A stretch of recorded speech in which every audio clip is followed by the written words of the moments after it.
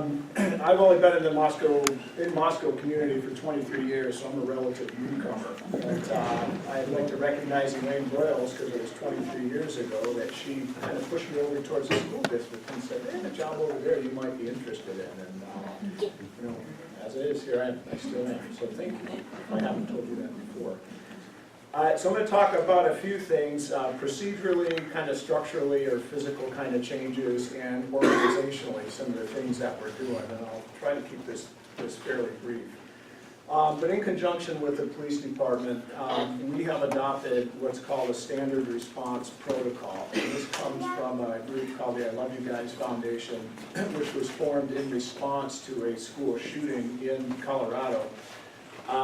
The name I Love You Guys comes from a young woman who was killed in that incident, and the last thing she texted to her parents in the midst of that incident was, I love you guys.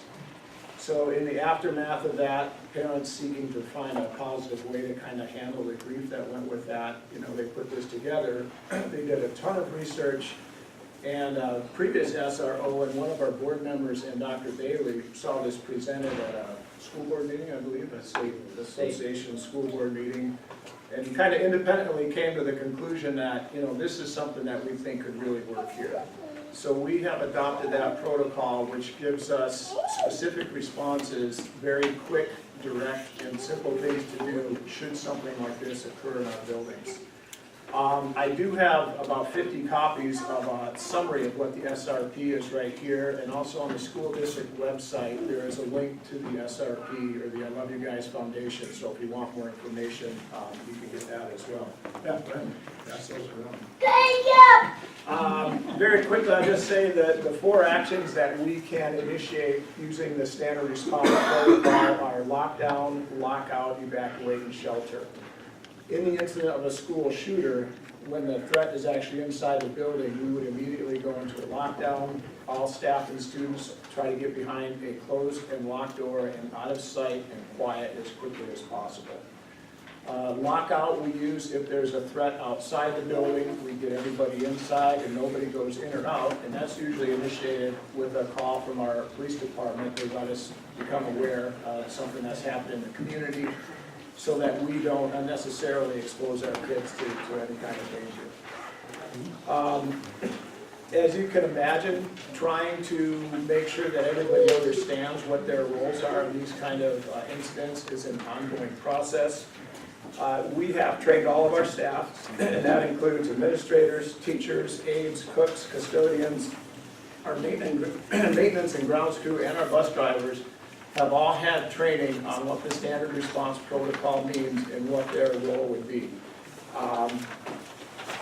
We're now kind of catching up with those folks like the Moscow mentors, people who come into the building that are not Moscow School District staff or they're on a regular basis, to try to make sure they understand that if you're there as a parent or a visitor or a volunteer and something happens, you would be expected to participate in whatever that response is. You know, and if that means helping get students behind closed and locked doors and trying to keep things from getting out of hand, that's what we would want you to do as a school visitor.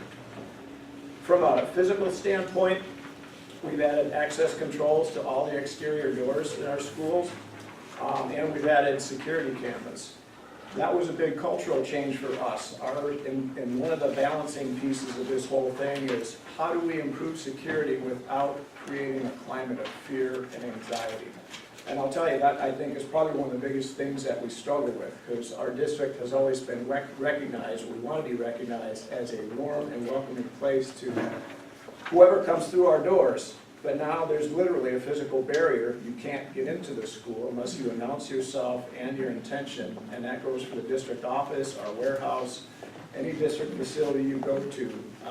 You'll be standing in front of a camera and ringing our buzzer, and you can tell us why you're there. Another word about the cameras, we don't monitor those on a continual basis, but we can get live feeds if we need them, and we've worked with Chief Fry, and so we have selected folks in the police department that will have the same permissions, and should the need arise, they can get on that system very quickly and get real-time views if something's happening in one of our buildings. And actually it's mobile, so they can do it right on a Surface or a computer, laptop computer right there at their car and be able to monitor the hallways and everything, so.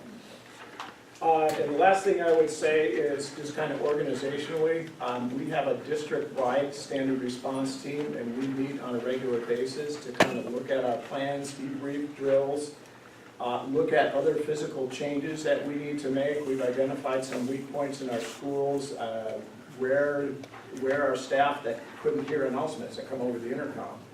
But if kids are outside and we initiate a lockdown, we need a visual way of letting people know that. We don't want people coming back into the buildings if we're locking down because something's happening inside.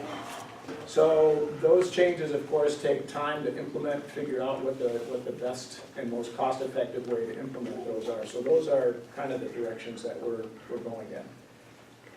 Last comment I'll make is this whole issue of reunification is something we're working on right now as well. Should an incident ever happen in one of our schools, as you guys know from the incident that happened up the road in Freeman up there in Rockford, highways became clogged. First responders couldn't get to the buildings effectively because everybody wants to get to their kids. You know, as a community, we need to realize that the best thing that you can do for us and for the first responders is to wait to get some information from us. We will bring the kids off-site in the aftermath of one of those incidents and send out instructions about where and when and how to meet your kids or people that you're responsible for. The whole idea with that is to prevent that mass chaos, to make sure that our first responders can get in and do the work that they need to do and have the process they need to have. And I'll stop there so that we can hear from you guys.